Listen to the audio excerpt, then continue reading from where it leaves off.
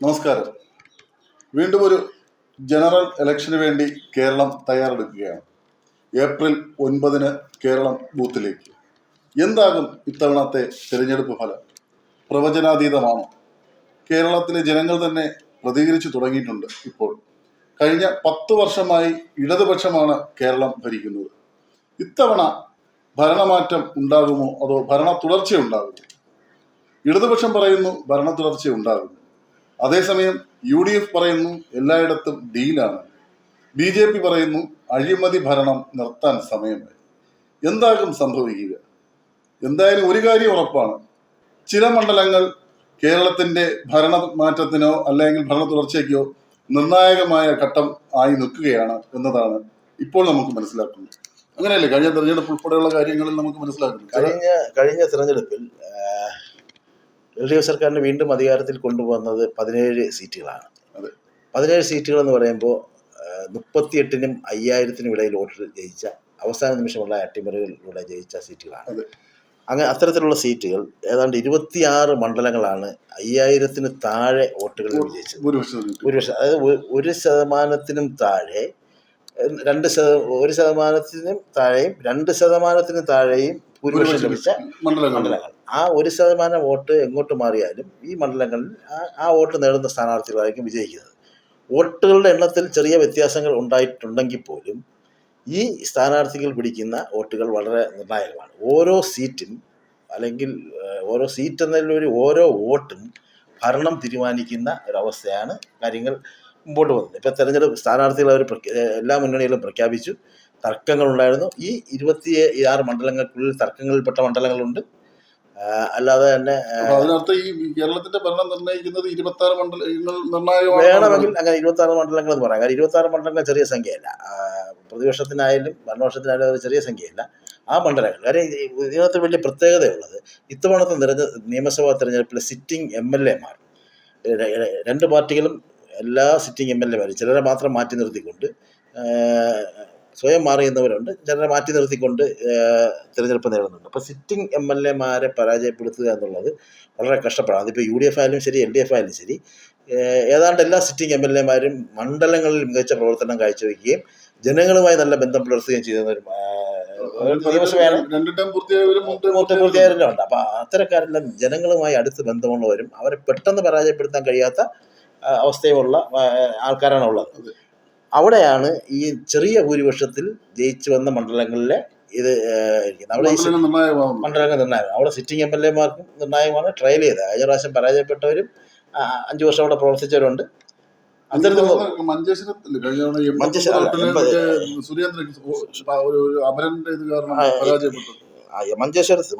745 വോട്ടേക്കാണ് അന്ന് സുരേന്ദ്രൻ പരാജയപ്പെടുന്നത്, മുസ്ലിം ലീഗിന്റെ സ്ഥാനാർത്ഥിയായിട്ട് പരാജയപ്പെടുന്നത്. അത് അവിടെ ഇത്തവണ വീണ്ടും ഇത് വന്നു. അവിടെ ഒരു പ്രധാനപ്പെട്ട ഒരു കാര്യമുള്ളത്, കഴിഞ്ഞ തെരഞ്ഞെടുപ്പിൽ മഞ്ചേശ്വരത്ത് BJP വിജയിക്കും എന്ന പ്രതീക്ഷയൊക്കെ പുലർത്തിയ ഒരു മണ്ഡലമായിരുന്നു.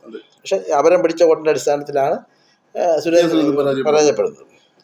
പിന്നെ പെരിന്തൽമണ്ണ നജീബ് കാന്തപുരം UDFന്റെ ലീഗിന്റെ സ്ഥാനാർത്ഥി നജീബ് കാന്തപുരം 38 വോട്ടിനാണ് ജയിച്ചത്. അവിടെ 38 വോട്ടിനാണ് ജയിച്ചത്. അത് ഈ പെരിന്തൽമണ്ണ മണ്ഡലം കാലങ്ങളായി ലീഗിന്റെ കയ്യിലിരുന്നാണ്. അതിനുശേഷം ശശികുമാറിന്റെ കൂടെ തിരിച്ച് LDF പിടിച്ചു. 2 തവണ ശശികുമാർ അവിടെ അംഗമായിരുന്നു. അവിടെയാണ് നജീബ് കാന്തപുരം 38 വോട്ടിന് ജയിച്ചത്. ഇത്തവണ നജീബ് കാന്തപുരം തന്നെയാണ് അവിടെ മത്സരിക്കുന്നത്. PP മുസ്തഫ അവിടെ സ്ഥാനാർത്ഥിയായി വരുന്നു, LDF സ്ഥാനാർത്ഥിയായി വരുന്നുണ്ട്. മുസ്തഫ അവിടെ ജനകീയനാണ്. പുലവന്തോൾ പഞ്ചായത്ത് പ്രസിഡന്റാണ്. പുലവന്തോൾ പഞ്ചായത്ത് അവിടെ ഏറ്റവും മികച്ച പഞ്ചായത്തിനുള്ള അവാർഡ് നേടിയ പഞ്ചായത്താണ്. ജനങ്ങളുമായി അടുത്ത് ബന്ധമുള്ള ഒരു പ്രധാനപ്പെട്ട നേതാവും കൂടിയാണ് പുലവന്തോൾ.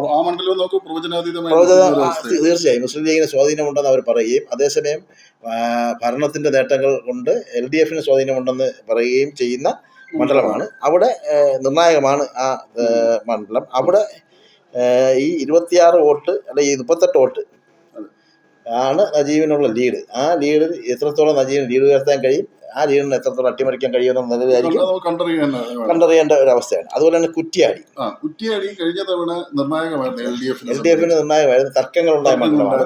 കേരള കോൺഗ്രസിന് വിട്ടുകൊടുത്തൊരു മണ്ഡലമാണ്. അവസാനം CPM തർക്കങ്ങൾ കാരണം പരസ്യമായി നേതൃത്വത്തിനെ വെല്ലുവിളിച്ച് പ്രകടനം നടത്തി. അവസാനം KP കുഞ്ഞഹമ്മദ് കുട്ടി അവിടെ മത്സരിപ്പിച്ചു. കുഞ്ഞഹമ്മദ് കുട്ടി മത്സരിക്കുമ്പോൾ കുഞ്ഞഹമ്മദ് കുട്ടി 333 വോട്ടിനാണ് അവിടെ ജയിച്ചത്. അവിടെ വളരെ മറ്റൊരു പ്രത്യേകത, 296 വോട്ട് നോട്ടയ്ക്ക് കിട്ടി. അതുകൊണ്ട് 37 വോട്ട് ഭൂരിപക്ഷം 37 വോട്ടിന്റെ വ്യത്യാസം. അപ്പൊ ആ മണ്ഡലം നിർണ്ണയമാണ്. CPM മണ്ഡലം എന്നാണ് പറയപ്പെടുന്നത്. അവിടെ വീണ്ടും ഇപ്രാവശ്യം ഒരു തർക്കമില്ല. കുഞ്ഞഹമ്മദ് കുട്ടിയെ വീണ്ടും മത്സരിപ്പിക്കുന്നത്. കുറ്റ്യാടി കേരള കോൺഗ്രസ് നിറഞ്ഞ മനസ്സോടെ CPM വിട്ടുകൊടുത്തു. അത് മത്സരിക്കുന്നത് പാറയ്ക്കൽ അബ്ദുള്ള. കഴിഞ്ഞ പ്രാവശ്യം പരാജയപ്പെട്ട പാറയ്ക്കൽ അബ്ദുള്ള UDF വേണ്ടി ഇത്തവണ അവിടെ കളത്തിൽ ഇറങ്ങുന്നുണ്ട്. ഈ 296 നോട്ട വോട്ടും ഈ 330 വോട്ടും മറികടക്കാൻ കഴിഞ്ഞാൽ UDF വിജയിക്കാം. എന്നാൽ കുഞ്ഞഹമ്മദ് കുട്ടിയുടെ പ്രകടനം, കുഞ്ഞഹമ്മദ് കുട്ടി ഭയങ്കര ജനകീയനാണ് അവിടെ. അതുകൊണ്ടാണ് സ്ഥാനാർത്ഥിത്വം നിഷേധിച്ചപ്പോൾ CPM പ്രവർത്തകർക്ക് പുറമേയുള്ള CPM അംഗങ്ങൾക്ക് പുറമെയുള്ള പ്രവർത്തകരും നാട്ടുകാരും ഒക്കെ വലിയ രീതിയിലാണ് കഴിഞ്ഞ പ്രകടനം ഉണ്ടായത്. ആ ജനങ്ങളുടെ വിശ്വാസം കാത്തു സൂക്ഷിക്കാൻ മറ്റൊരു മുന്നണിയോടെ വരുന്നത് കൊണ്ടുള്ള എതിർപ്പ്. അതായത് കുഞ്ഞഹമ്മദ് കുട്ടിക്ക് ആ ജനങ്ങളുടെ വിശ്വാസം കാത്തു സൂക്ഷിക്കാൻ 5 വർഷം കൊണ്ട് കഴിഞ്ഞു. അപ്പം അതുകൊണ്ട് തന്നെ അതൊരു വലിയ മത്സരം നടക്കുന്ന ശ്രദ്ധിക്കപ്പെടേണ്ട ഒരു മണ്ഡലമാണ്. Manjeshwaram, Thrissur P. Balachandran. Thrissur P. Balachandran CP 946 വോട്ടിനാണ് അന്ന് ജയിച്ചത്. ഇത്തവണ സാഹിത്യകാരൻ കൂടെ ആലങ്കോട് ലീലാകൃഷ്ണനാണ് അവിടെ ഇറക്കിയിരിക്കുന്നത്. ആ മണ്ഡലത്തിൻ്റെ ഒരു പ്രത്യേകത ഉണ്ട്. കഴിഞ്ഞ 2 തവണ UDF സ്ഥാനാർത്ഥി, 2 തവണയും പരാജയപ്പെട്ട UDF സ്ഥാനാർത്ഥി പത്മജയായിരുന്നു. ഇത്തവണ പത്മജ NDA സ്ഥാനാർത്ഥിയായി മത്സരിക്കുന്നു. അതുപോലെ തന്നെ തൃശ്ശൂർ മണ്ഡലം നേരത്തെ പ്രതിനിധിച്ച TN പ്രതാപൻ വീണ്ടും തിരിച്ചു വരുന്നു. മത്സരിക്കും. കഴിഞ്ഞ പാർലമെന്റ് ഇലക്ഷനിൽ മത്സരിച്ച് സുരേഷ് ഗോപിയോട് പരാജയപ്പെടുകയായിരുന്നു പ്രതാപൻ. പക്ഷേ പാർലമെന്റിലേക്ക് മാറിയത്. അപ്പോൾ അതെല്ലാം കൊണ്ട് സ്വാഭാവികമായും ഒരു ത്രികോണ മത്സരം, കേരളത്തിൽ ത്രികോണ മത്സരം നടക്കുന്ന വളരെ പ്രധാനപ്പെട്ട മണ്ഡലങ്ങളിൽ ഒന്നാണ് തൃശ്ശൂർ. കാര്യം പത്മജയ്ക്ക് അവിടെ ബേസ് ഉണ്ട്. തൃശ്ശൂർ സുരേഷ് ഗോപിക്ക് കിട്ടിയ വോട്ട് പത്മജയ്ക്ക് കിട്ടണമെന്നില്ല. എങ്കിൽ പോലും സുരേഷ് ഗോപി പത്മജ എതിരായിട്ട് മത്സരിച്ചിട്ടുണ്ട്. ഇതിനു മുമ്പത്തെ തെരഞ്ഞെടുപ്പിൽ കോൺഗ്രസ് സ്ഥാനാർത്ഥിയായിട്ട് പത്മജയും LDF ബാലചന്ദ്രനും സുരേഷ് ഗോപിയും മത്സരിച്ചിട്ടുണ്ട്. അപ്പോൾ അതുപോലെ തന്നെ ഇത്തവണയും അങ്ങനെ ഒരു മത്സരം BJP സുരേഷ് ഗോപിക്ക് കിട്ടിയ വോട്ട് BJPക്ക് കിട്ടുകയാണെങ്കിൽ ഈ 946 എന്ന് പറഞ്ഞ ചെറിയ ഭൂരിപക്ഷം മറികടക്കാൻ ആർക്ക് കഴിയുമെന്നുള്ളൂ. BJP ജയിക്കുന്നത് ചെറിയ 1000. അത് TN പ്രതാപൻ അവിടുത്തെ ഇതായിരുന്നു. സാധാരണക്കാരനാണ്, ജനങ്ങൾക്കിടെ നല്ല ബന്ധമുള്ള ആളാണ്. പ്രതാപന് അത് മറികടക്കാൻ കഴിഞ്ഞാൽ പ്രതാപൻ ജയിക്കും. കടുത്ത മത്സരമാണ് വരുന്നത്. ആലങ്കോട് ലീലാകൃഷ്ണന്റെ സാഹിത്യപരമായ കഴിവും അതുപോലെ ജനങ്ങൾക്കിടയിലുള്ള ജനകീയതയെല്ലാം മനസ്സിലാക്കിയാൽ നല്ലൊരു മത്സരം അവിടെ നടക്കും. ആ മത്സരം നേടുന്നവർ BJP ഒഴികെ 2 UDF LDF നേടിയാൽ അവരായിരിക്കും ഭരണത്തിൽ വരാൻ പോകുന്നതെന്ന് പറയാൻ കഴിയും. അത് അവിടെയാണ് യഥാർത്ഥ രാഷ്ട്രീയ മത്സരം നടക്കുന്നത്. പിന്നെ താനൂര് അബ്ദുറഹ്മാൻ മന്ത്രി കൂടെയാണ്. കഴിഞ്ഞ തവണ അബ്ദുറഹ്മാൻ പരാജയപ്പെട്ട PK ഫിറോസിനാണ്, യുവജന നേതാവിനെയാണ്. ഇത്തവണ PK ഫിറോസ് മത്സരിക്കുന്നുണ്ട്. മുഹമ്മദ് സയ്യിദാണ് ഇത്തവണത്തെ അവിടെ സ്ഥാനാർത്ഥി. താനൂര് സ്ഥാനാർത്ഥിയായി അബ്ദുറഹ്മാനെ പ്രഖ്യാപിച്ചു. അബ്ദുറഹ്മാൻ 3 ദിവസം പ്രചരണത്തിന് ഇറങ്ങിയില്ല. പിന്നെ മണ്ഡലം മാറ്റി തീരുമാനിച്ചു. പുതിയ ആളിനെ അവിടെ കൊണ്ട് വയ്ക്കുകയായിരുന്നു. അത് എത്രത്തോളം, കാരണം ഈ 985 വോട്ടിന്റെ ഭൂരിപക്ഷം എത്രത്തോളം വർദ്ധിപ്പിക്കാൻ കഴിയും എന്നുള്ളതാണ്. അടുത്ത മത്സരം നടന്ന Thrippunithura. K Babu sitting MLA ആയിരുന്നു. ഞാൻ മത്സരിക്കാനില്ലെന്ന് പറഞ്ഞ് കെ ബാബു മാറി. അവിടെ ബാബുവിന്റെ ഭൂരിപക്ഷം 992 എം സ്വരാജാണ് കഴിഞ്ഞ നല്ല മത്സരം കാഴ്ചവെച്ചത്. അത് വലിയ തെരഞ്ഞെടുപ്പ് കേസിലേക്ക് പോയതാണ്. അയ്യപ്പന്റെ കോടതി വരെ കയറിയാണ്, ഹൈക്കോടതി സുപ്രീം കോടതി വരെ പോയതാണ്. അവസാനം നിയമസഭയുടെ കാലാവധി അവസാനിക്കാറാകുമ്പോൾ സ്വരാജ് എന്ന കേസിൽ നിന്ന് സ്വയം പിന്മാറുകയായിരുന്നു. അവിടെയും കടുത്ത മത്സരമാണ് നടക്കാൻ പോകുന്നത്. അതുപോലെ തന്നെയാണ് ചാലക്കുടി എറണാകുളം തൃശ്ശൂർ ബോർഡറാണ്. അതെ, ചാലക്കുടി സനീഷ് കുമാർ ജോസഫ് ആയിരുന്നു. 1057 വോട്ടിന്റെ ഭൂരിപക്ഷമായിരുന്നു ഉണ്ടായിരുന്നത്. ഇത്തവണ സ്ഥാനാർത്ഥിയെ അവർ മാറ്റിയിട്ടുണ്ട്. CPM നേരത്തെ ചാലക്കുടി ലോക്സഭാ മണ്ഡലമൊക്കെ പിടിച്ചിരുന്ന ഇതാണ്. ഇത്തവണ അവിടുത്തെ മത്സരം ഇത്തിരി കടുപ്പമാണ്. ചാലക്കുടിയിലൊരു പ്രത്യേകതകളുണ്ട്. അവിടെ കേരള കോൺഗ്രസിന് പ്രതീക്ഷ ഉണ്ടായിരുന്ന ഒരു സീറ്റും കൂടെയാണ്. കൊടുത്തില്ല. കേരള കോൺഗ്രസ് അവകാശം ഉന്നയിച്ചിരുന്ന സീറ്റും കൂടെയാണ്. അവർ അവസാനം വിട്ടു. പിന്നെ വരുന്നത് ചവറയിലെ സുജിത് കുമാർ വിജയൻപിള്ളയാണ്. അത് RSP മാറി വന്ന സ്വതന്ത്രമായിട്ട്. അതെ, അതായത് സുജിത്ത് മത്സരിക്കുന്ന ഷിബു ബേബി ജോണിന്റെ സീറ്റ് RSPയുടെ സ്ഥിരം സീറ്റാണ്. അത് NK പ്രേമേന്ദ്രൻ ഷിബു ബേബി ജോണായിട്ട് മത്സരം ഉണ്ടായിട്ടുണ്ട്. അവർ തമ്മിൽ മത്സരിച്ച് വന്നിട്ടുണ്ട്. കടുത്ത മത്സരം നടന്നതാണ്. അവസാനം ഷിബു ബേബി ജോൺ തോപ്പിക്കുന്ന ഈ സുജിത്ത് വിജയൻപിള്ളയുടെ അച്ഛൻ വിജയൻപിള്ള, സാക്ഷാൽ വിജയൻപിള്ള ആണ് ഷിബു ബേബി ജോണിനെ അട്ടിമറിച്ചുകൊണ്ട്. അപ്പൊ അന്ന് ബൈ ഇലക്ഷനും സുജിത്ത് ജയിച്ചു. അത് കഴിഞ്ഞ് അടുത്ത ഇലക്ഷന് സുജിത്ത് ജയിച്ചു. നിലവിൽ പുള്ളി MLA ആണ്. ഷിബു ബേബി ജോണിനോട് ഒരുപാട് ബേസ് ഉള്ളതാണ്. അപ്പൊ അവിടെ മത്സരം RSP ഏത് RSP എന്നുള്ളതാണ് വിഷയം. പക്ഷെ സുജിത്ത് സ്വതന്ത്രനായിട്ടാണ് മത്സരിക്കുന്നത്. സുജിത്ത് ഒരു പാർട്ടിയുടെ ഭാഗമല്ല, CPM സ്വതന്ത്രനായിട്ടാണ് സുജിത്തോളം മത്സരിക്കുന്നത്. ഷിബു ബേബി ജോൺ കാലങ്ങളായി കഴിഞ്ഞ 5 വർഷവും മണ്ഡലത്തിൽ നിന്ന ഒരാളാണ്. പൊതുവായി രാഷ്ട്രീയത്തിൽ ഒരുപാട് വിമർശനങ്ങളൊക്കെ ഉന്നയിച്ചുകൊണ്ട് നിന്ന ഒരാളാണ്. അതുകൊണ്ട് ആ മണ്ഡലത്തിലെ മത്സരം കണ്ടു തന്നെ അറിയണം. അതുപോലെ തന്നെയാണ് റാന്നി. കേരള കോൺഗ്രസിന്റെ പ്രമോദ് നാരായണനാണ് റാന്നിയിൽ മത്സരിച്ചത്. റിങ്കു ചെറിയനാണ് സ്ഥാനാർത്ഥി. അതെ, പ്രമോദ് നാരായണൻ റാന്നിയില് 1285 വോട്ടിനാണ് കഴിഞ്ഞ തവണ ജയിക്കുന്നത്. അതെ, അവിടെ റാന്നിയില് ഒരു പ്രധാന പ്രത്യേകത ഉള്ളത്, ഒരു വലിയ വിവാദമായിക്കൊണ്ടിരിക്കുന്ന മണ്ഡലമാണ്. പഴകുളം മധുവാണ് UDF വേണ്ടിയാണ് മത്സരിക്കുന്നത്. പഴകുളം മധു വലിയ നേതാവാണ്, അത്യാവശ്യം സ്വാധീനമുള്ളതാണ്. കഴിഞ്ഞ തവണ 1252 വോട്ടാണെങ്കിലും നോട്ട് 430 നോട്ടൊക്കെ കിട്ടിയാണ്. ഈ കേരള രാഷ്ട്രീയത്തിൽ മൊത്തം ചർച്ചയാകുന്ന ഒരു ഡീൽ ആരോപണം ഉയരുന്ന ഒരു മണ്ഡലം കൂടെയാണ് റാന്നി. കാരണം റാന്നി ശബരിമല ഉൾപ്പെടുന്ന ഒരു മണ്ഡലമാണ്. അവിടെ BJPക്ക് കാര്യമായ വോട്ട് കിട്ടാൻ സാധ്യതയുള്ള മണ്ഡലമായിരുന്നു. എന്നാൽ അത് 2020 തോമസ് കെ സാമുവലിന് ആ സീറ്റ് കൊടുത്തു. 2020 തോമസ് കെ സാമുവലിന് കൊടുത്തു. അവരുടെ ഉദ്ദേശം അവിടുത്തെ ക്രിസ്ത്യൻ മെജോറിറ്റി വോട്ടുകൾ പിടിച്ചെടുക്കുക എന്നുള്ളതാണ് അവരുടെ ഉദ്ദേശം. പക്ഷേ ഹിന്ദുക്കളും ഉണ്ട്, ക്രിസ്ത്യൻ വോട്ട് നിർണായകമാണ്. അപ്പോൾ അത് പിടിച്ചെടുക്കുക എന്നുള്ളതായിരുന്നു ഉദ്ദേശം. അതിനകത്തൊരു വലിയ BJP സംസ്ഥാന വ്യാപകമായ ഒരു തിരിച്ചടി നേരിട്ടത് ആ മണ്ഡലത്തിലാണ്. കാരണം ശബരിമല ഇഷ്യൂ അവർ ഭയങ്കര കാര്യമായി റേസ് ചെയ്യുകയും കഴിഞ്ഞ തവണ ശബരിമല വിശ്വാസവുമായി ബന്ധപ്പെട്ട യുവതീ പ്രവേശനമാണ് ചർച്ച ചെയ്തത്. ഇത്തവണ അതിന് പകരം അവർ ചർച്ച ചെയ്ത ശബരിമല സ്വർണ്ണക്കൊള്ളയാണ്. പക്ഷേ ഈ സ്ഥാനാർത്ഥിയോട് ചില മാധ്യമങ്ങൾ അഭിപ്രായം ചോദിച്ചപ്പോൾ ശബരിമലയെക്കുറിച്ച് പ്രതികരിക്കുന്നില്ല എന്നാണ് പറഞ്ഞത്. അത് വലിയ ചർച്ചയാക്കുന്നില്ല, പുള്ളി അതിനെക്കുറിച്ച് അഭിപ്രായമില്ല എന്ന് പറഞ്ഞു. NDA സ്ഥാനാർത്ഥിയാണ്, BJP പ്രതിരോധത്തിലാക്കിയതിന്. അതുകൊണ്ട് തന്നെ സംസ്ഥാന വ്യാപകമായി റാന്നിയിൽ ഈ സ്ഥാനാർത്ഥി തോമസ് കെ സാമുവലിന്റെ ഈ മറുപടി സംസ്ഥാന വ്യാപകമായി CPM ഒരു വലിയ പ്രചരണം ആയുധമാക്കിയിട്ടുണ്ട്. BJPയുടെ UDF ഇത് പ്രചരണം ആയുധമാക്കിയിട്ടുണ്ട്.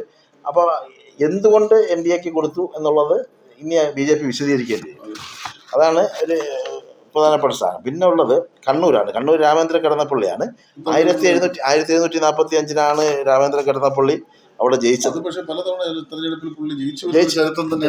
പിന്നെ വളരെ സീനിയറായ ഒരു നേതാവാണ്, അതുകൊണ്ട് ജയിച്ചു വരികയാണ്.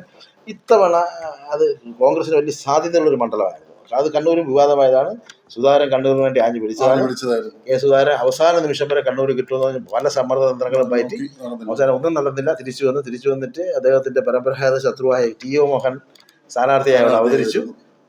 TO മോഹനെ പിറ്റേ ദിവസം കണ്ണൂര് സുധാകരൻ എത്തിയതിനു ശേഷം പിറ്റേ ദിവസം TO മോഹനം വന്ന് കെട്ടിപ്പിടിച്ച് പ്രശ്നങ്ങളൊക്കെ പരിഹരിച്ചുവെങ്കിലും അണികൾ ഇതെങ്ങനെ കാണുന്നു? അതായത് സുധാകരൻ അപമാനിക്കപ്പെട്ടു, അവഹേളിക്കപ്പെട്ടു എന്ന്. അതെ, സുധാകരനോടുള്ള ആത്മാർത്ഥതയേക്കാൾ കൂടുതൽ സുധാകരന്റെ കൂടെയുള്ളവർ, സുധാകരനെ സ്നേഹിക്കുന്ന ഒരു വലിയ പ്രവർത്തനമുള്ള സ്ഥലമാണ്. കണ്ടതാണല്ലോ അദ്ദേഹം ഡൽഹിയിൽ ചർച്ചയിലിരിക്കുന്ന സമയത്ത് പ്രകടനം നടന്ന സ്ഥലമാണ് കണ്ണൂർ. സുധാകരൻ അങ്ങനെ ഒരു ബന്ധമുണ്ട്. കാര്യം കണ്ണൂർ കോൺഗ്രസിന്റെ രക്തസാക്ഷികളെ കാര്യമായി പരിഗണിക്കും. ഒരു കോൺഗ്രസ് നേതാവ് പോലും ചെയ്യാത്ത തരത്തിലുള്ള കാര്യങ്ങൾ അവിടെ ഒറ്റയ്ക്കുന്ന CPM-നോടും BJP-യോടും ഒക്കെ പോരടിക്കുകയും മാത്രമല്ല കോൺഗ്രസിന്റെ രക്തസാക്ഷികളെ കുടുംബത്തിനെ സംരക്ഷിക്കുന്ന തരത്തിലുള്ള പ്രവർത്തനങ്ങൾ നടത്തിയ മറ്റൊരു കോൺഗ്രസ് നേതാവ് അത്തരം ഒരു പ്രവർത്തനം ചെയ്തത് ഞാൻ കണ്ടിട്ടില്ല. അങ്ങനെ സാധാരണ കോൺഗ്രസ്സുകാർക്കിടയിൽ നല്ല ഒരു ഇമേജുള്ള അല്ലെങ്കിൽ നല്ല സ്വാധീനമുള്ള ഒരു നേതാവാണ്. അതുകൊണ്ട് ഈ സുധാകരനെ മുറിവേൽപ്പിച്ചവർക്ക്, പ്രത്യേകിച്ച് TO മോഹൻ അടക്കമുള്ളവർ, അദ്ദേഹത്തിനെ പിന്തുണയ്ക്കുന്നവർ, KPCC പ്രസിഡന്റ്, നമ്മുടെ പ്രതിപക്ഷ നേതാവ് VD സതീശൻ, ഇവർക്കൊക്കെ ഉള്ള മറുപടി ചിലപ്പോൾ ഈ ഇലക്ഷനിൽ എവിടെ കൊടുക്കുമോ എന്നുള്ളതാണ്. കെ സുധാകരൻ പാർട്ടിക്ക് വേണ്ടി നിൽക്കണം, പാർട്ടിക്ക് വോട്ട് ചെയ്യണം, പിണറായി വിജയനെ ഭരണത്തിൽ നിന്ന് അകറ്റി നിർത്തണം എന്നെല്ലാം പ്രസ്താവന നടത്തുന്നുണ്ടെങ്കിലും സുധാകരനേറ്റ മുറിവ് പ്രവർത്തകർക്കുണ്ടാക്കിയ വേദന ചെറുതല്ല. ആ വേദന കണ്ണൂരിൽ പ്രതിഫലിക്കുമെന്ന് കണ്ടറിയണം. അവിടെയാണ് ഈ ചെറിയ വോട്ടിൻ്റെ കടന്നപ്പള്ളി രാമകൃഷ്ണൻ്റെ ഭൂരിപക്ഷം 1700 അത്രയും വരുന്ന 1745 വോട്ടിൻ്റെ ഭൂരിപക്ഷം അതെങ്ങനെ മറികടക്കാൻ കഴിയും എന്നുള്ളത് അത് സ്വാഭാവികമായും ഈ ഒരു സാഹചര്യമാണെങ്കിൽ സുധാകരൻ്റെ അനുയായികൾ ഒരു പ്രതിഷേധാത്മക നിലപാടെടുക്കുകയാണെങ്കിൽ ഈ ഭൂരിപക്ഷം കൂടാൻ സാധ്യതയുണ്ട്. ഇല്ല, സുധാകരൻ പറഞ്ഞവർ കേൾക്കാൻ സാധ്യതയില്ല, കേട്ടാൽ സുധാകരൻ പറയുമെന്ന് തോന്നുന്നുണ്ടോ? സുധാകരൻ ഇപ്പോൾ ആൾറെഡി പറഞ്ഞു കഴിഞ്ഞു. അപ്പോൾ മത്സരിക്കും, ജയിപ്പിക്കണം, ടി ഒ മോഹനെ ജയിപ്പിക്കണം എന്നൊക്കെ പറഞ്ഞു കഴിഞ്ഞു. പക്ഷെ അത് എത്രത്തോളം പല തെരഞ്ഞെടുപ്പുകൾ നമ്മൾ കോൺഗ്രസ് നടത്തുന്നത് കാണുന്നുണ്ട്. പിന്നെ വാഴൂർ സോമനാണ് പെരുമാറ്റിൽ മന്ത്രിച്ച വാഴൂർ സോമൻ അല്ലേ, അവിടെയും 1935 വോട്ടിൻ്റെ ഭൂരിപക്ഷമായിരുന്നു ഉണ്ടായിരുന്നത്. ഇപ്പോൾ ഇത്തവണ CPIയുടെ തന്നെ കെ സലിംകുമാറാണ് അവിടെ സ്ഥാനാർത്ഥി. ശ്രീ തോമസ് UDF വേണ്ടി മത്സരിക്കുന്നുണ്ട്. അവിടെയും ഈ മലയോര മേഖലയാണ്. മലയോര മേഖലയിൽ CPIക്കും CPIയുടെ AITC-നും ട്രേഡ് യൂണിയൻ AITC-നും കാര്യമായ സ്വാധീനമുള്ളതാണ്. അവിടെയും ഇതുപോലെ തന്നെയാണ്. ചെറിയ വോട്ടുകൾ മാറിയാൽ 1% താഴെയുള്ള ഭൂരിപക്ഷം മാറിയാൽ 1% വോട്ട് മറിഞ്ഞാൽ ചരിത്രം മാറും. അതുപോലെ കൊല്ലം വലിയ വിവാദമായ മണ്ഡലമാണ് കൊല്ലം. മുകേഷിനെ ജയിച്ച് രണ്ടാം തവണ, ആദ്യ തവണ നല്ല ഭൂരിപക്ഷത്തിൽ ജയിച്ച രണ്ടാം തവണ 2072 വോട്ടിനാണ് ജയിച്ചത്. അത് ഒക്കെ CPM വോട്ട് ലഭിച്ചതിൻ്റെ അടിസ്ഥാനത്തിലാണ്. വിവാദങ്ങൾ അവസാനം സ്ത്രീ വിഷയത്തിലൊരു ആരോപണം വരികയും അത് വളരെ കാര്യമായി അവിടെ ഉപയോഗിക്കുകയൊക്കെ ചെയ്തു. അപ്പോൾ ബിന്ദു കൃഷ്ണയായിരുന്നു കഴിഞ്ഞ തവണ. ഇത്തവണ ബിന്ദു കൃഷ്ണയുടെ സ്ഥാനാർത്ഥിയാണ്. അതിനു മുമ്പ് 2016 സൂരജ് രവിയെ പരാജയപ്പെടുത്തിയാണ് മുകേഷ് വന്നത്. എന്തായാലും CPM ഇത്തവണ, കഴിഞ്ഞ തവണയും മുകേഷിന്റെ ആരോപണം ഉണ്ടായിരുന്നതിന്റെ CPM മാറ്റാൻ തയ്യാറായില്ല. ഇപ്പൊ S ജയമോഹനാണ് അവിടെ സ്ഥാനാർത്ഥി. S ജയമോഹൻ അവിടെ ജനകീയനാണ്,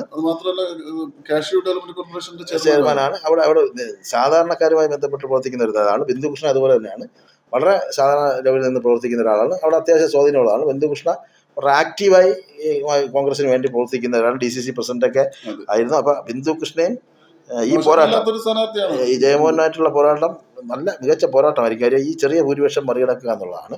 ഇത്തവണ കൊല്ലത്ത് ഒരുപാട് വികസനങ്ങൾ പറയാനുണ്ട്. മുകേഷിനെ കുറിച്ച് ആരോപണങ്ങളുണ്ടെങ്കിലും വികസനത്തിന്റെ കാര്യത്തിൽ 2 മന്ത്രിമാരുണ്ട്. CPM-ന് ഒരു സ്ട്രോങ് ഹോൾഡുള്ള സ്ഥലമാണ് അത്. അതുകൊണ്ട് അവിടെ ഉണ്ട്. പിന്നെ തവനൂർ KT ജലീലിന്റെ ഇതാണ്, മത്സരിക്കുന്നില്ല എന്ന് മാറിയിരിക്കുന്നു. 2564 വോട്ടായിരുന്നു. കഴിഞ്ഞ പ്രാവശ്യം ഭയങ്കരമായി ഇത് വന്നു. കാര്യം കഴിഞ്ഞ തവണ ജലീലിന്റെ ഭൂരിപക്ഷം കുറയാൻ കാരണം തന്നെയാണ്. കാരണം എന്ന് വെച്ചാൽ സ്വർണ്ണക്കടത്ത് കേസിൽ ഖുറാനകത്ത് വെച്ച് സ്വർണം കടത്തിയെന്നും ഈന്തപ്പഴത്ത് കുരുവിനകത്ത് വെച്ച് സ്വർണം കടത്തി, അതായത് മുസ്ലിം മതവിഭാഗത്തിന്റെ വിശ്വാസ്യതയ്ക്ക് വിശ്വാസതയെ ഹനിക്കുന്ന തരത്തിൽ, വേദനിപ്പിക്കുന്ന തരത്തിലുള്ള പ്രചാരണങ്ങളാണ് ഉണ്ടായിരുന്നത്. അത് ഖുറാനെ ആയിട്ട് ബന്ധപ്പെട്ട്. പക്ഷെ ജലീലിനെ അറിയാമെന്നുള്ളത് ജലീൽ നോട്ട് ചെയ്തു. എങ്കിലും ജലീലിന്റെ ഭൂരിപക്ഷം കുഞ്ഞാലിക്കുട്ടിയൊക്കെ വലിയ ഭൂരിപക്ഷത്തിൽ കുറ്റിപ്പുറത്ത് മലർത്തി അടിച്ച ആളാണ്. ആ കുറ്റിപ്പുറം മണ്ഡലമാണ് പിന്നീട് തവനൂരായി മാറിയത്. നല്ല ഭൂരിപക്ഷത്തിൽ ജയിച്ചു ജലീലിന്. ഈ ആരോപണങ്ങൾ തന്നെയാണ് ജലീലിന് തിരിച്ചടിയായത്. പക്ഷേ ഇപ്പോൾ 5 വർഷത്തിന് ശേഷം ഇപ്പോൾ ജലീൽ മത്സരിക്കാൻ ഇറങ്ങുമ്പോൾ ഈ ആരോപണങ്ങൾ ഒരിടത്തും എത്തിയില്ലെന്നും ഇതൊന്നും ഇങ്ങനൊരു കള്ളക്കടത്ത് നടന്നില്ലെന്നും ഇതൊക്കെ വെറും ആരോപണങ്ങളാണെന്നും തെളിയിച്ച ശേഷമാണ് ജലീൽ മത്സരിക്കാൻ ഇറങ്ങുന്നത്. അതുകൊണ്ട് ഈ 2564 പഴയ ഭൂരിപക്ഷത്തിലേക്ക് പോയാൽ ജലീൽ അവിടെ വലിയ വിജയം നടത്തും. പിന്നെ കോൺഗ്രസിന്റെ ശക്തനായ സ്ഥാനാർത്ഥിയാണ് VS ജോയിയാണ് സ്ഥാനാർത്ഥി. വിദ്യാർത്ഥി യുവജന രാഷ്ട്രീയത്തിലൂടെ ഉയർന്നു വന്ന നേതാവാണ്. കഴിഞ്ഞ തവണ ഫിറോസ് കുന്നംപറമ്പിലായിരുന്നു സാമൂഹിക ക്ഷേമ പ്രവർത്തകൻ. മറ്റേ അവരുടെ ആരോപണങ്ങൾ പുള്ളിക്കേരി ഉണ്ടായിരുന്നെങ്കിൽ അത്യാവശ്യം ജനകീയനായിരുന്നു. പിന്നെ ജലീലിനെതിരായുള്ള ആരോപണം മുതലെടുക്കാൻ വേണ്ടിയിട്ടാണ് ഫിറോസിനെ നിർത്തിയത്. ഫിറോസിനെതിരെയും മറ്റു ചില ആരോപണങ്ങൾ സജീവമായി ഉണ്ടായിരുന്നതാണ്. ഇത്തവണ എന്തായാലും കോൺഗ്രസ് നല്ല മികച്ചൊരു തീരുമാനമാണ് എടുത്തിരിക്കുന്നത്, ജോയിയെ മത്സരിപ്പിക്കാൻ. ജോയി ഒരു നല്ല സ്ഥാനാർത്ഥിയാണ്. കടുത്ത മത്സരമാണ്. നല്ല ആലോചിക്കേണ്ടത് 2016 17,064 ഭൂരിപക്ഷം KT ജലീൽ. 2011 6,854 വോട്ടിന്റെ ഭൂരിപക്ഷം ഉണ്ടായിരുന്നു. അവിടെ നിന്നാണ് 2000-ലേക്ക് 4000 വോട്ടിന്റെ കാലങ്ങളായി വരുന്ന ഈ ആരോപണങ്ങൾ, പ്രത്യാരോപണങ്ങൾ മന്ത്രിയായിരിക്കുമ്പോഴാണ് ഈ പറയുന്നത് ഈ നയതന്ത്ര ചാലുവഴിയുള്ള സ്വർണ്ണക്കടത്ത് വരുന്നത്. പിന്നെ വരുന്നത് 2715 വോട്ടിന് ശ്രീനിധൻ, CPM-ന്റെ ശ്രീനിധൻ ജയിച്ച കുന്നത്തുനാടാണ്. കുന്നത്തുനാടും ഇതുപോലെ തന്നെ ശ്രീനിധൻ 2020 സ്ഥാനാർത്ഥി. അല്ല, കുന്നത്തുനാട് സജീന്ദ്രനാണ്, ഈ കോൺഗ്രസിന്റെ സജീന്ദ്രൻ. 2020 സ്വാധീനമുള്ള ഒരു പ്രദേശമാണ്. അപ്പോൾ 2020 സ്വാധീനമുള്ള പ്രദേശത്ത് 2020 അവിടെ സ്ഥാനാർത്ഥിയുണ്ട്. സജീന്ദ്രനും അല്ല ശ്രീനിജനും ശ്രീനിജനും വി പി സജീന്ദ്രനും തമ്മിലുള്ള മത്സരമാണ് അവിടെ വരുന്നത്. അവിടെ വലിയ തർക്കമുണ്ട്. ജെബി മേത്തർ സ്ഥാനാർത്ഥിയാവുമെന്ന് വിചാരിച്ചിരുന്ന ഒരു സ്ഥലമാണ്. അപ്പോൾ ജെബി മേത്തറിനെ വെട്ടിയാണ് സജീന്ദ്രൻ അവിടെ വരുന്നത്. അപ്പോൾ കഴിഞ്ഞ തവണയും മത്സരിച്ചാണ്. അപ്പോൾ ഈ സജീന്ദ്രൻ അവിടെ വരുമ്പോൾ ജെബി മേത്തർ ഒരു പോസ്റ്റ് ഇട്ടിരുന്നു. ജെബി മേത്തറിനെ വിജയിപ്പിക്കണമെന്നൊക്കെ ആവശ്യപ്പെട്ടുകൊണ്ടുള്ള പോസ്റ്റ് ഇട്ടിരുന്നു. ചാനലിലൊക്കെ ഒരു പ്രതികരിച്ചു, ഞങ്ങൾക്ക് വേണ്ട മഹിളാ കോൺഗ്രസിൽ നിന്നും വേണ്ട പരിഗണന കിട്ടിയില്ല, ഞാൻ അതിന് മറുപടി പറയേണ്ടതാണ്, നേതാക്കൾ മറുപടി പറയുന്നില്ല എന്നൊക്കെ പറഞ്ഞ് വികാരപരമായ പരിഭവം പ്രതികരണങ്ങളൊക്കെ നടത്തിയിരുന്നു. പക്ഷേ സ്ഥാനാർത്ഥിയെ പ്രഖ്യാപിച്ചപ്പോൾ ഒരു മാതൃകാ കോൺഗ്രസ്സുകാരിയാകാനുള്ള ഒരു ശ്രമം നടത്തിയിട്ടുണ്ട്. ആ ഫേസ്ബുക്ക് പോസ്റ്റിൽ നമ്മൾ ഒന്ന് സൂക്ഷ്മമായി വായിച്ചാൽ അവരുടെ ദുഃഖം കൂടെ അതിനകത്ത് വായിച്ചെടുക്കാൻ കഴിയും. പിന്നെ പെരുമ്പാവൂർ എൽദോസ് കുന്നപ്പള്ളി അവസാന നിമിഷം വരെ ഡൽഹിയിലൊക്കെ പോയി നേതാക്കളെല്ലാം കണ്ടു, സഭയെ കൊണ്ട് ഇടപെടൽ നടത്തിച്ചു. അത്തരത്തിലൊരു വലിയ ജനങ്ങൾക്കിടയിൽ തന്നെ മാധ്യമങ്ങളെ കൊണ്ട് നിർത്തി സംസാരിപ്പിച്ചു. അതെ, ഭയങ്കരമായ ഒരു ഇടപെടലൊക്കെ നടത്തിച്ചെങ്കിലും നടന്നില്ല. അവസാനം അവര് സീറ്റ് കൊടുത്തില്ല. അപ്പൊ ആ ഒരു കുന്നപ്പള്ളിക്ക് അതെ, സുധാകരനും അവർ എം പിമാരായിരുന്നുകൊണ്ടാണ് ഇദ്ദേഹത്തിനെ മാറ്റി നിർത്തിയത്. ലൈംഗിക ആരോപണം പുള്ളിക്കെതിരായി ഉണ്ട്, അതിന്റെ കേസ് നടക്കുന്ന അതിനൊരു തീരുമാനമായിട്ടില്ല എന്നുള്ളതാണ്. പക്ഷെ സഭാ നേതൃത്വം ഞങ്ങൾ വിജയിപ്പിച്ചുകൊള്ളാമെന്ന് ഉറപ്പും കൊടുത്തതാണ്. 2899, അതായത് 2% താഴെ ഭൂരിപക്ഷമാണ് പുള്ളിക്ക് ഉണ്ടായിരുന്നത്. മുഴുവൻ വോട്ടിന്റെ പോൾ ചെയ്ത വോട്ടിന്റെ 2% താഴെ വോട്ടാണ് 2899. ആ പെരുമ്പാവൂർ നിയോജക മണ്ഡലം ഇത്തവണ അതിനൊരു വലിയ പ്രത്യേകത കൂടെ ഉണ്ട് പെരുമ്പാവൂരിന്. അതെ, പെരുമ്പാവൂരിന് ഒരു വലിയ പ്രത്യേകതയുണ്ട്. കോൺഗ്രസ് വിട്ട് കോൺഗ്രസ്സുകാരുടെ ഒരു മത്സരമാണെന്ന് പറയാം. കാര്യം ഒരു കോൺഗ്രസ്സുകാരൻ അപമാനിക്കപ്പെട്ട് സീറ്റില്ലാതെ പുറത്തേക്ക് പോയി. അവിടെ മറ്റൊരു കോൺഗ്രസ്സുകാരൻ വന്നു, ബേസിൽ പോൾ വന്നു. കോൺഗ്രസ് വിട്ട് ബേസിൽ പോൾ അല്ല, കോൺഗ്രസ് വിട്ട് കേരള കോൺഗ്രസ് ചേർന്ന ബേസിൽ പോളാണ് LDF സ്ഥാനാർത്ഥി. അതുപോലെ തന്നെ NDAയുടെ ജിബി പാത്തിക്കൽ. ഇതിനകത്തൊരു ഉണ്ട്. BJPക്ക് 15,000 പേരെ വോട്ടുണ്ടായിരുന്ന ഒരു മണ്ഡലമാണ്. കഴിഞ്ഞ തവണ 15,000 സംതിങ് വോട്ട് BJP പിടിച്ചൊരു മണ്ഡലമാണ് പെരുമ്പാവൂർ മണ്ഡലം. അവിടെ ഈ BJPയുടെ വോട്ട് ചെറിയ വോട്ടല്ല. ഈ 2899 വോട്ടിന്റെ ഭൂരിപക്ഷം കഴിഞ്ഞ അത് മാത്രമേ ഉണ്ടായിരുന്നുള്ളൂ. അപ്പോൾ BJPയുടെ വോട്ട് അവിടെ നിർണായകമാണ്. അവിടെ NDAയുടെ കൊടുത്തിരിക്കുന്ന T20 സ്ഥാനാർത്ഥി ആണ് ജിബി പാത്തിക്കൽ. അപ്പോൾ ബേസിൽ പോളും ജിബി പാത്തിക്കലും തമ്മിലൊരു പ്രത്യേകതയുണ്ട്. രണ്ടുപേരും യാക്കോബ സഭയ്ക്ക് വേണ്ടപ്പെട്ടവരാണ്. കുന്നപ്പള്ളിയുടെ സഭ അതുപോലെ തന്നെ കോൺഗ്രസിന് മനോജ് മുത്തേടത്ത്. അപ്പോൾ ഇതിനകത്ത് മനോജ് മുത്തേടത്തിന് ഇല്ലാത്ത ഒരു പ്രത്യേകതയുണ്ട് ഈ LDF സ്ഥാനാർത്ഥിക്ക്. ബേസിൽ പോള് രണ്ടുപേരും സഭയ്ക്ക് വേണ്ടപ്പെട്ടാണ്. ബേസിൽ പോള് ഈ സഭയുമായി ബന്ധപ്പെട്ട് സർക്കാരുമായുള്ള ചർച്ചകളെ ഉൾപ്പെട്ടതാണ്. യാക്കോബായ സഭയ്ക്ക് അനുകൂലമായ ഒരു തീരുമാനമാണ് സർക്കാർ എടുക്കുന്നതെന്നുള്ള ആരോപണം മറ്റ് സഭക്കാർ ഉന്നയിച്ചിരുന്നതാണ്. ഓർത്തഡോക്സുകാർ സർക്കാരിനെതിരെ ഉന്നയിച്ചിരുന്ന ഒരു ആരോപണമാണ് യാക്കോബ സഭയ്ക്ക് അനുകൂലമായ ഒരു തീരുമാനമാണ് ഇവർ എടുക്കുന്നതെന്നുള്ളത്. അപ്പോൾ യാക്കോബ സഭ LDF സർക്കാരുമായി ചേർന്ന് പോകുന്ന ഒരു നിലപാടാണ് സ്വീകരിക്കുന്നതെന്നാണ് വിശ്വാസം. നേരത്തെ തദ്ദേശ തെരഞ്ഞെടുപ്പിലൊക്കെ അവർ ആ തരത്തിലൊരു സമീപനം സ്വീകരിച്ചത്. ഇതുണ്ടാവും എന്ന് തന്നെയാണ് കരുതുന്നത്. അവിടെയാണ് ഈ ജിബി പാത്തിക്കൽ എന്ന് പറഞ്ഞ T20 സ്ഥാനാർത്ഥി ഇതിന്റെ മാനേജിംഗ് കമ്മിറ്റി ട്രസ്റ്റിയാണ്. യാക്കോബ സഭയുടെ മാനേജിംഗ് കമ്മിറ്റി അംഗമാണ് ഈ ജിബി പാത്തിക്കൽ. കഴിഞ്ഞ തവണ പിടിച്ച 15,000 വോട്ടിന്റെ കൂടെ ബാക്കി സഭാ വോട്ടും കൂടെ പിടിച്ച് അവിടെ വിജയിക്കാൻ കഴിയും എന്ന് 2020 ഒരു പ്രതീക്ഷയുണ്ട്. സാബു അത് കണ്ടിട്ട് തന്നെയാണ് ഇയാളെ പിടിച്ചവിടെ സ്ഥാനാർത്ഥിയാക്കുന്നത്. അപ്പൊ ഈ സഭയുടെ വോട്ട് രണ്ടായിട്ട് സ്പ്ലിറ്റ് ചെയ്ത് പോവുകയാണെങ്കിൽ കോൺഗ്രസ് മനോജ് മുത്തേടത്ത് വളരെ ഈസിയായി ജയിച്ചു കയറാനുള്ള സാധ്യത. പിന്നെ വലിയൊരു പ്രശ്നമുള്ളത് ഈ എൽദോസിനെ വേദനിപ്പിച്ചവരെ സഭയും വേദനിപ്പിച്ചേക്കാം.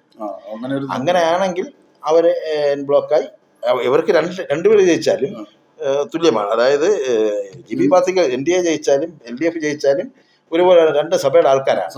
പക്ഷേ ഈ സഭ കോൺഗ്രസിന്, അതായത് എൽദോസിന് സ്ഥാനാർത്ഥിത്വം നൽകാത്തവർക്ക് ഒരു പകരം പണി കൊടുക്കണമെന്ന് തീരുമാനിച്ചാൽ ഇവരിൽ ഇവർ രണ്ടിൽ ആർക്കെങ്കിലും രണ്ടുപേർക്ക് ഒരാൾ കൊടുക്കും. ഇവരും രണ്ടുപേർക്ക് ആർക്ക് കൊടുക്കണമെന്ന് തീരുമാനിച്ചാൽ അവിടെ മുഖ്യമന്ത്രി പിണറായി വിജയനുമായി അടുത്ത ബന്ധമുള്ളതാണ് സഭാ നേതൃത്വത്തിന്.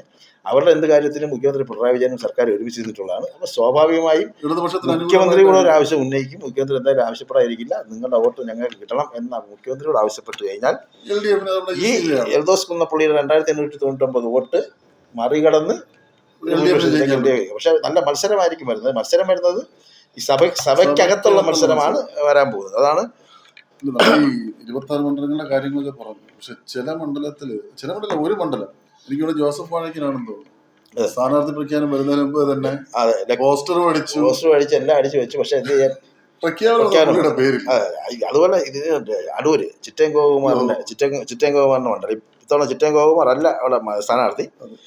CPIക്ക് പുതിയ സ്ഥാനാർത്ഥിയാണ് ഉള്ളത്. അപ്പോൾ CPIയുടെ പുതിയ സ്ഥാനാർത്ഥി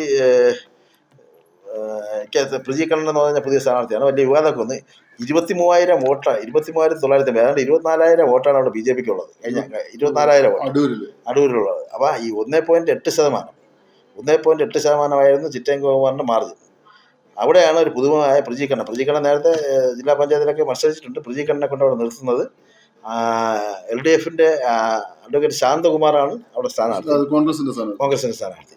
UDFന്റെ സ്ഥാനാർത്ഥിയാണ് വരുന്നത്. അപ്പോൾ അവിടുത്തെയും മത്സരം നിർണായകമാണ്. ആ മണ്ഡലവും പിന്നെ വരുന്നത് പ്രധാനപ്പെട്ട ഒരു മണ്ഡലം കുന്നത്തൂരാണ്. കോവൂർ കുഞ്ഞുമോൻ്റെ മണ്ഡലം. വർഷങ്ങളായി കോവൂർ കുഞ്ഞുമോൻ RSPയുടെ കയ്യിൽ വെച്ച് കോവൂർ കുഞ്ഞുമോൻ ഏത് RSP പോയാലും കുന്നത്തൂരുകാരൊക്കെ കോവൂർ കുഞ്ഞുമോൻ തന്നെ മതി.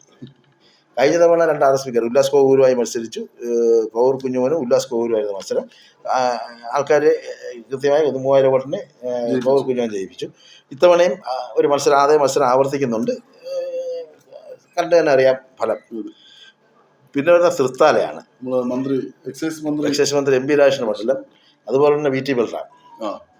കഴിഞ്ഞ തവണ VT ബൽറാം വലിയ വിജയപ്രതീക്ഷയൊക്കെ ആയിരുന്നു. പക്ഷെ 3,000 വോട്ടിന് പരാജയപ്പെട്ടു. അത് അവസാനം VT ബൽറാം ഇടപെട്ട AKJ കുറിച്ചുള്ള വിവാദം. ഇതൊക്കെ പാലക്കാട് ഒരു കമ്മ്യൂണിസ്റ്റ് ഇതുള്ള മലപ്പുറവും ഒക്കെ കമ്മ്യൂണിസ്റ്റ് അനുഭാവമുള്ളതും ട്രേഡ് യൂണിയൻ വളരെ കാര്യമായുള്ള സ്ഥലങ്ങളാണ്. അവിടെ AKJക്ക് അധിക്ഷേപിച്ചുള്ള കാര്യങ്ങൾ പറയുമ്പോൾ സ്വാഭാവികമായും എതിരായ ഒരു ഇത് വരും. അപ്പോൾ അത് ആണ് കഴിഞ്ഞ തവണ ഉണ്ടായത്. അത് MP രാജേഷ് ജയിച്ചു. ഇത്തവണ അന്ന് കഴിഞ്ഞ തവണ MP രാജേഷ് അവിടെ മത്സരിച്ച് ജയിക്കുമ്പോൾ കഴിഞ്ഞ തവണ MP രാജേഷിനുള്ള ഒരു വളരെ പ്രധാനപ്പെട്ട ഒരു പ്രചരണം എന്ന് പറഞ്ഞാൽ പാലക്കാട് കുട്ടികളുടെ ആത്മഹത്യ എന്ന സ്ഥലമാണ്. അതിൻ്റെ ഒരു പ്രധാന കാരണക്കാരൻ അന്ന് MLA പോലും അല്ല, MP രാജേഷാണ് അതിൻ്റെ പ്രധാന കാരണക്കാരൻ എന്ന് പറഞ്ഞൊരു പ്രചരണം ഉണ്ടായി. MP ആയിരുന്നു.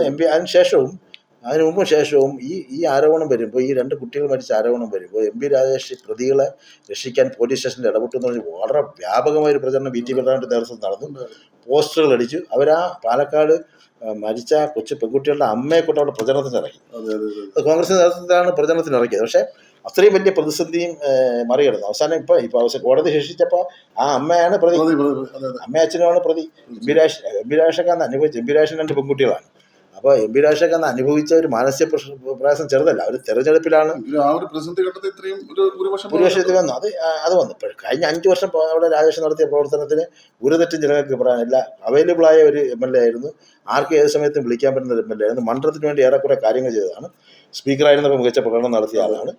അതുപോലെ തന്നെ എക്സൈസ് മന്ത്രി ആയപ്പോഴത്തേക്ക് വിവാദങ്ങളില്ലാതെ ഒരു വിവാദമോ ഒരു അഴിമതി ആരോപണമോ ഒന്നുമില്ലാതെ വകുപ്പിനെ വളരെ ഭംഗിയായി കൊണ്ടുപോയി. ഈ സമീപകാലത്ത് TP രാമകൃഷ്ണൻ കഴിഞ്ഞ LDF സർക്കാരിൻ്റെ കാലത്ത് TP രാമകൃഷ്ണന് ശേഷം ആരോപണമില്ലാതെ എക്സൈസ് വകുപ്പിനെ മുന്നോട്ട് കൊണ്ടുപോകുന്ന MP രാജേഷാണ്. പലരും വിചാരിച്ചു ആരോപണങ്ങളൊക്കെ വരുമെന്ന്. പിന്നെ പേരാവൂരാണ് പിന്നെ ഒരു വിഷയം. ശൈല ടീച്ചറാണ് മത്സരിക്കുന്നത്. കഴിഞ്ഞ പ്രാവശ്യം സണ്ണി ജോസഫിന് 3,772 വോട്ടിന്റെ ഭൂരിപക്ഷം മാത്രമേ സണ്ണിക്ക് ഉണ്ടായിരുന്നുള്ളൂ. പക്ഷേ കഴിഞ്ഞ ഇലക്ഷനിൽ കേരളത്തിൽ ഏറ്റവും കൂടുതൽ ഭൂരിപക്ഷം നേടിയ ഒരു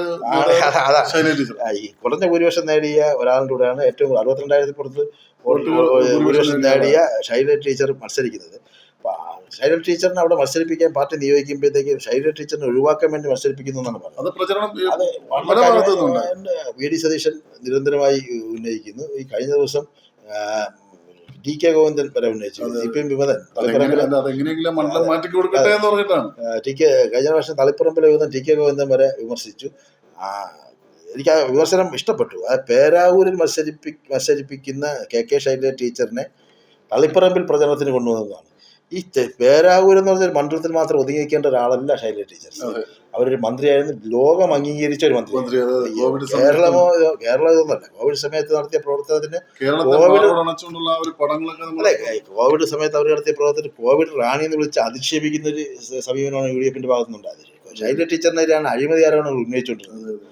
PP കിറ്റ് വാങ്ങിച്ചതിന്റെ പേരിലൊക്കെ അഴിമതി ആരോപണം ഉന്നയിച്ചുകൊണ്ടിരുന്നിട്ടും അങ്ങനെ ഒക്കെ ഇവരെ അപമാനിച്ച ഒരാളാണ്. എന്നിട്ട് വലിയ ഭൂരിപക്ഷത്തിൽ ടീച്ചർ അവിടെ നിന്ന് ജയിച്ചു വന്നു. ഇവർ ഈ അപമാനം ഒന്നും ഏറ്റില്ല. CPM ഇത്രയും വലിയ ഭൂരിപക്ഷത്തിൽ ജയിക്കാൻ ശ്രീമതി ടീച്ചറിന് കഴിയും എന്നുള്ളത് കൊണ്ടാണ് പേരാവൂരിലേക്ക് തരുന്നത്. കാര്യം പേരാവൂർ KPCC പ്രസിഡന്റ് മത്സരിക്കുന്ന മണ്ഡലമാണ്. KPCC പ്രസിഡന്റിനെ പരാജയപ്പെടുത്തി കഴിഞ്ഞാൽ കേരള രാഷ്ട്രീയത്തിന് വലിയ സംഭവമായി മാറും. അതുകൊണ്ടാണ് ശൈലജ ടീച്ചർ അവിടെ ഇറക്കിയത്. അപ്പോൾ TK ഗോവിന്ദൻ പറയുന്നത് അവിടെ മത്സരിക്കുന്നവർ എന്തിനുകൊണ്ട് തളിപ്പറമ്പിൽ പ്രചരണത്തിനിറക്കിയാണ്. ഇത്രയും വലിയൊരു ലോകം അംഗീകരിക്കുന്ന ഒരു നേതാവാണ്. ജനാധിപത്യ മഹിളാ അസോസിയേഷന്റെ അഖിലേന്ത്യാ നേതാവാണ്. ഏത് മണ്ഡലത്തിലും അവർക്ക് പ്രചരണത്തിന് വരാം. പിന്നെ ഈ പേരാവൂര് മത്സരിക്കുന്നത് 24 മണിക്കൂറും പേരാവൂര് ചെന്നിറക്കേണ്ട കാര്യമൊന്നും ശൈലജ ടീച്ചറിനില്ല. ജനങ്ങൾക്ക് അത് മനസ്സിലാവും. പേരാവൂരിൽ ഇപ്പൊ നടക്കുന്ന ഈ സണ്ണി ജോസഫിന്റെ 3772 വോട്ട്, സണ്ണി ജോസഫിന്റെ വലിയ പ്രത്യേകതയുണ്ട്. ഈ സണ്ണി ജോസഫ് ഈ തെരഞ്ഞെടുപ്പിന് മുമ്പ് റോഡുകളുടെ കാര്യത്തിൽ അപ്പോൾ ഈ KPCC പ്രസിഡന്റ് എവിടെയൊക്കെ ഓടിയെത്താൻ പറ്റും, ഇത്രയൊക്കെ ഓടിയെത്തണമെന്ന് വെച്ചാൽ പറഞ്ഞു റോഡുകളൊക്കെ നന്നായില്ല, അപ്പോൾ നമുക്ക് പെട്ടെന്ന് വന്നിട്ട് പോകാം എന്ന അബദ്ധത്തിൽ ഒരു പ്രതികരണം പറഞ്ഞു. അത് എല്ലാ ചാനലുകളല്ലാതെ ഹൈലൈറ്റ് ചെയ്ത് ഇടത് ഹാൻഡിൽ സോഷ്യൽ മീഡിയ ഹാൻഡിൽ അത് കാണിച്ചുകൊണ്ടിരിക്കുകയാണ്. അപ്പോൾ അവിടെ പേരാവൂരിലും വികസനം പറഞ്ഞാണ് സണ്ണി ജോസഫ്, മണ്ഡലത്തിലെ വികസനം പറഞ്ഞാണ് സണ്ണി ജോസഫ് വോട്ട് ചോദിക്കുന്നത്. ആ മണ്ഡലത്തിലെ വികസനം നടത്തിയത് സംസ്ഥാന സർക്കാരാണ്. സംസ്ഥാന സർക്കാരിൻ്റെ കിഫ്ബിയുടെ പൈസ കൊണ്ടാണ് അവിടെ പദ്ധതിയുള്ളത്. അവിടേക്കാണ് ശൈലജ ടീച്ചറിനെ മത്സരിപ്പിക്കാൻ ഇറക്കിയിരിക്കുന്നത്. ഒരു കടുത്ത മത്സരം, 3000 വോട്ടിൻ്റെ ഭൂരിപക്ഷം എന്നൊക്കെ പറഞ്ഞാൽ ഒരു കടുത്ത മത്സരം തന്നെ ആയിരിക്കും. അത് ഈ 3000-നെയൊക്കെ മറികടക്കാൻ ശൈലജ ടീച്ചറിന് കഴിയുമെന്നാണ് CPM കേന്ദ്രത്തിന്റെ പ്രതീക്ഷ. ഒരു കാരണവശാലും അവിടെ ഒരു ചെറിയ പോരാട്ടമായിരിക്കില്ല നടക്കാൻ പോകുന്നത്.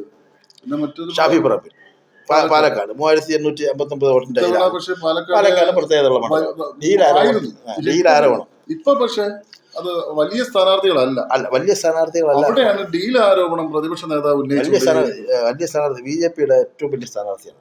ഈ BJP-യുടെ കേരളത്തിലെ ഏത് നേതാക്കൾ മത്സരിച്ചാലും ലഭിക്കാത്തത്ര വോട്ടുകൾ കിട്ടുന്ന ഒരാളാണ് ശോഭാ സുരേന്ദ്രൻ. അത് ആറ്റിങ്ങൽ മത്സരിച്ചപ്പോഴാലും ആലപ്പുഴയിൽ മത്സരിച്ചപ്പോഴാലും കഴക്കൂട്ടത്ത് മത്സരിപ്പിച്ചാലും, ആറ്റിങ്ങലല്ല കഴക്കൂട്ടത്ത് മത്സരിപ്പിച്ചാലും രണ്ടാം സ്ഥാനത്ത് വന്ന് മികച്ച വോട്ട് ഓരോ വർഷവും അവർ വോട്ട് വർദ്ധിപ്പിച്ചുകൊണ്ടിരിക്കുകയാണ്. വളരെ ശക്തനായ പാലക്കാട് കഴിഞ്ഞ പ്രാവശ്യം ഒരു ശ്രീധരനെ പരീക്ഷിച്ചാണ് ഭയങ്കരമായി അവസാന നിമിഷം ഇവർ വരുന്ന ഒരു പ്രധാനപ്പെട്ട ഹിന്ദു വോട്ടുകൾ കാര്യമായി ഉള്ള മണ്ഡലമാണ് പാലക്കാട് നഗരസഭ. BJP ഭരിച്ചതാണ്. അപ്പോൾ ഇതെല്ലാം കൊണ്ട് BJP-ക്ക് അനുകൂലമായ ഒരു സാഹചര്യമൊക്കെ ഉള്ളിടത്ത് അവർ ഇവിടെ ഫീൽഡ് ചെയ്തിരിക്കുന്ന ഒരു നല്ല സ്ഥാനാർത്ഥിയാണ്. അവര് ശോഭാ സുരേന്ദ്രന് പ്രതീക്ഷയുള്ള മണ്ഡലങ്ങളാണ്, A ക്ലാസ് മണ്ഡലങ്ങളിലെ കൂട്ടത്തിൽപ്പെടുന്നതാണ്. ശോഭാ സുരേന്ദ്രൻ അവിടെ കാര്യമായി പ്രചരണത്തിൽ ഇറങ്ങിയിട്ടുണ്ട്. അപ്പോൾ BJP-യും CPM ഒരു അപ്രധാനമായ സ്ഥാനാർത്ഥി ഇറക്കിയെന്നാണ് ആരോപണം. അവർ പറയുന്നത്, കോൺഗ്രസ് പറയുന്നത് BJP CPM ഡീലെന്നാണ്.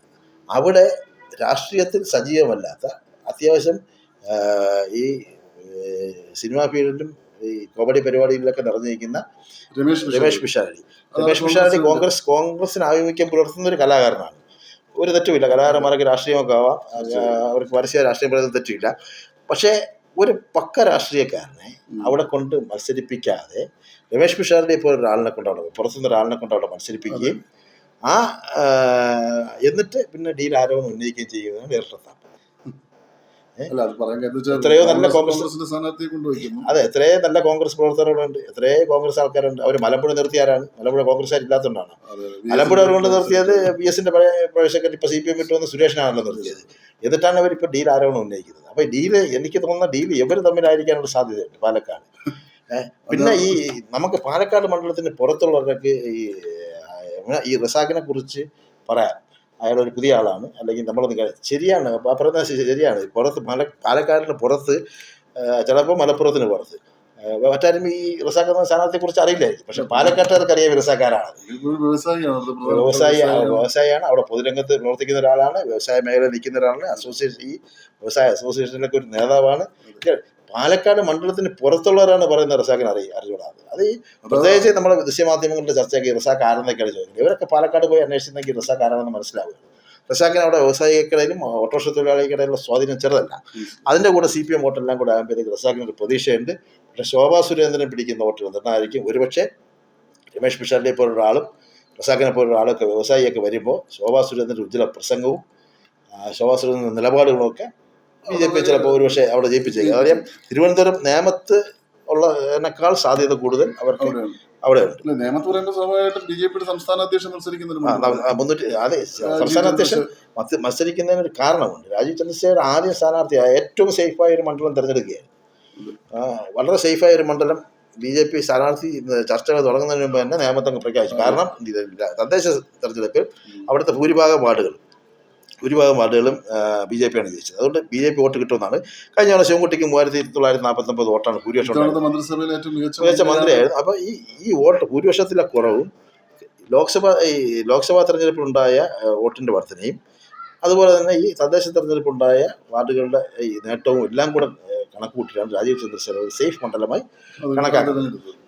കണക്കാക്കി അവിടെ ചെന്ന് മത്സരിക്കുന്നത്. പക്ഷേ ഇതിനേക്കാൾ പ്രമുഖരായ ആൾക്കാർ അവിടെ മത്സരിച്ചിട്ടുണ്ട്. ഈ മൂന്നാം തവണയൊക്കെ മത്സരിക്കുമ്പോഴാണ് രാജഗോപാൽ ജയിക്കുന്നത്. രാജഗോപാലിന് അവിടെ വ്യക്തിപരമായി ഒരുപാട് ബന്ധമുള്ള സ്ഥലമാണ്. രാജീവ് ചന്ദ്രശേഖരന് ആ വ്യക്തിപരമായ ബന്ധമില്ല. പിന്നെ ആ വർഷം തന്നെ ഒരു 5 തെരഞ്ഞെടുപ്പിൽ രാജഗോപാൽ മത്സരിച്ചിട്ടുണ്ട്. ബൈ ഇലക്ഷനിലും ലോക്സഭാ തെരഞ്ഞെടുപ്പിലും ബൈ ഇലക്ഷനിലും നിയമസഭാ ഇലക്ഷനിലൊക്കെ മത്സരിച്ചിട്ടാണ് നേമത്തെ സ്ഥാനാർത്ഥിയായി വരുന്നത്. സ്വാഭാവികം ഉണ്ടാകുന്ന ഒരു സഹതാവും അദ്ദേഹത്തിൻ്റെ പ്രായവും പരിഗണന എല്ലാം വെച്ചിട്ട് നല്ല വോട്ട് പിടിച്ചാണ് രാജഗോപാലിയുടെ അക്കൗണ്ട് തുറക്കുന്നത്. എന്നാൽ തൊട്ടടുത്ത വർഷം അത് രാജഗോപാലിനെ കട്ടി സജീവമായ കുമ്മനം രാജശേഖരൻ വന്ന് ജയിക്കാൻ കഴിഞ്ഞില്ല. അക്കൗണ്ട് പൊട്ടിച്ചു. 2ാം സ്ഥാനം വന്ന മണ്ഡലം ആ പ്രദേശത്താണ് രാജീവ് ചന്ദ്രശേഖരൻ. പക്ഷേ ഈ സ്ഥാനാർത്ഥിയെ കൊണ്ടായ സ്വാധീനം രാജഗോപാലിനും കുമ്മനം രാജശേഖരനും ഉണ്ടായിരുന്ന ഒരു സ്വാധീനം രാജീവ് ചന്ദ്രശേഖരൻ ഉണ്ടെന്ന് വിശ്വസിക്കുന്നെങ്കിൽ അത് അബദ്ധമായി പോകും. തദ്ദേശ തെരഞ്ഞെടുപ്പിൽ വോട്ടിംഗ് പാറ്റേൺ കണ്ട് അതിനകത്ത് മത്സരിക്കാൻ ഇറങ്ങുകയാണെങ്കിൽ അതും അബദ്ധമായി പോകും. കാരണം CPM ബേസ് ഉണ്ട്, ശിവൻകുട്ടിക്ക് ബേസ് ഉണ്ട്, നല്ല പ്രവർത്തനമുണ്ട്. ഒപ്പം കോൺഗ്രസിന് വേണ്ടി മത്സരിക്കുന്നത് ശബരിനാഥാണ്. ശബരിനാഥൻ നമുക്ക് എഴുതിത്തള്ളാൻ കഴിയില്ല. ശബരിനാഥ് മികച്ചൊരു കോൺഗ്രസ്സുകാരനാണ്. ജി കാർത്തികേയൻ്റെ മകനാണ്. പരമ്പരാഗതമായി കോൺഗ്രസിന് വോട്ടുള്ളൊരു മണ്ഡലമാണ്. നല്ലൊരു ഒരു പ്രദേശം. അതായത് ഈ നേമം പുനർവിഭജനത്തിന് മുമ്പ് നേമം കോൺഗ്രസിൻ്റെ മണ്ഡലമായിരുന്നു. കോൺഗ്രസും പ്രത്യേകിച്ച് 4ാം സ്ഥാനാർത്ഥികളൊക്കെ ജയിച്ചുകൊണ്ടിരുന്ന ഒരു മണ്ഡലമായിരുന്നു. സിറ്റിയിലെ പ്രദേശം കൂടെ അതിനകത്തോട്ട് കയറിയപ്പോഴാണ് മണ്ഡലത്തിൽ സ്വഭാവം മാറുകയും CPM ഒരു അപ്പർ ഹോൾഡ് കിട്ടുകയും ചെയ്തത്.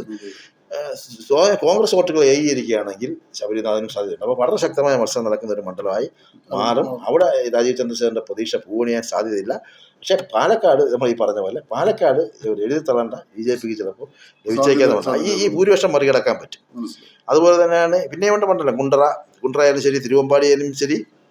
ഇങ്ങനെ ഈ 26 മണ്ഡലങ്ങളായിരിക്കും ഇത്തവണ നിർണ്ണയിക്കും. അപ്പോൾ ഈ 26 മണ്ഡലങ്ങളിൽ 17 മണ്ഡലങ്ങളിൽ CPM അല്ല LDF ആണ് വിജയിച്ച് നിൽക്കുന്നത്. 17 മണ്ഡലം 9 മണ്ഡലങ്ങളിലാണ് 9 മണ്ഡലങ്ങളിലാണ്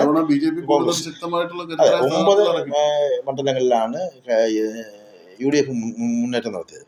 പക്ഷെ ഇപ്പോൾ ഒരു 5ഓളം മണ്ഡലം പാലക്കാട്, കുന്നത്തൂർ തുടങ്ങി ഒരു 5ഓളം മണ്ഡലങ്ങളിൽ BJPയുടെ സ്വാധീനം ശക്തമാണ്. ചെറിയ 5000 താഴെ വരുന്ന ഈ ഭൂരിപക്ഷം മറികടക്കാൻ ആർക്കും കഴിയും എന്നുള്ളതാണ്. അതായത് പ്രധാനമായും മത്സരം വരുന്ന 2 സ്ഥാനാർത്ഥികൾ തമ്മിൽ പ്രധാനമായി ഒരു ഫൈറ്റ് വരുമ്പോൾ മൂന്നാമത് നിൽക്കുന്ന ഒരാൾ പിടിക്കുന്ന വോട്ടായിരിക്കും ജയപരാജയങ്ങൾ നിർണ്ണയിക്കുന്നത്. ഈ ഭൂരിപക്ഷത്തിന് മറികടക്കും. അതായത് അമേരിക്കൻ തെരഞ്ഞെടുപ്പിലൊക്കെ സ്വിംഗ് സ്റ്റേറ്റുകൾ അവസാന നിമിഷം സ്വിംഗ് സ്റ്റേറ്റുകൾ എന്ന് പറയുമ്പോൾ ഒരു സ്വിംഗ് കോൺസ്റ്റിറ്റ്യുവൻസീസ് ആണ് ഈ 26 മണ്ഡലങ്ങൾ. ഈ 26 മണ്ഡലങ്ങളായിരിക്കും ഭരണമാരെന്ന് തീരുമാനിക്കുന്ന വിധിയെഴുത്ത് നടത്തുക. എന്തായിരുന്നാലും ഏപ്രിൽ 9 വരെ നമുക്ക് കാത്തിരിക്കാം. അത് കഴിഞ്ഞ് വീണ്ടും 1 മാസം കാത്തിരിക്കണം. അത് ശരിയാണ്. കാരണം ഇത് 3 ഘട്ടങ്ങളിലായിട്ടൊക്കെയാണ് തിരഞ്ഞെടുപ്പ് ഇന്ത്യ മൊത്തമുള്ള സ്റ്റേറ്റുകളിൽ നടക്കുന്നത്. സ്വാഭാവികമായിട്ടും ഫലം വരണമെങ്കിൽ മെയ് വരെ കാത്തിരിക്കേണ്ടി വരും. നമുക്കും കാത്തിരുന്ന് തന്നെ കാണാം.